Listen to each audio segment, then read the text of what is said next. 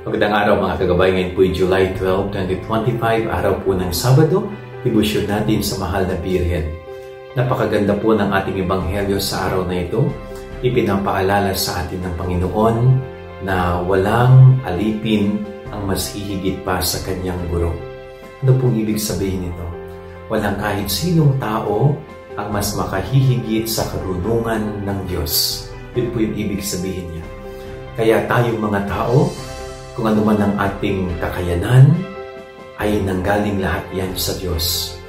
At kung yan ay galing sa Diyos, lahat ng kung anong mayroon tayong kakayanan sa ating buhay ay nanggaling sa Diyos. Ibig sabihin, wala po tayong may pagmamalaki sa Diyos. Wala tayong may pagmamalaki sa harapan ng Diyos. Dahil sa harap ng Diyos, tayo ay napakaliit na tuldok lamang. Kaya sana po palagi natin iisipin na kahit anong gawin natin, hindi natin kayang tularan, hindi natin kayang,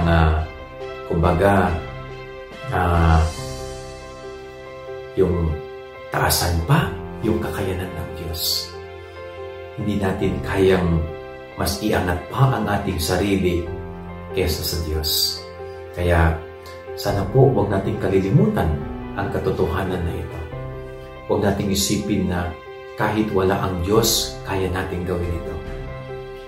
Hihigitan natin ang karunungan ng Diyos. Hindi po.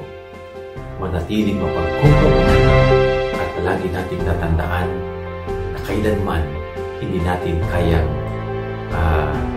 taasan pa o higitan pa ang ating Panginoon.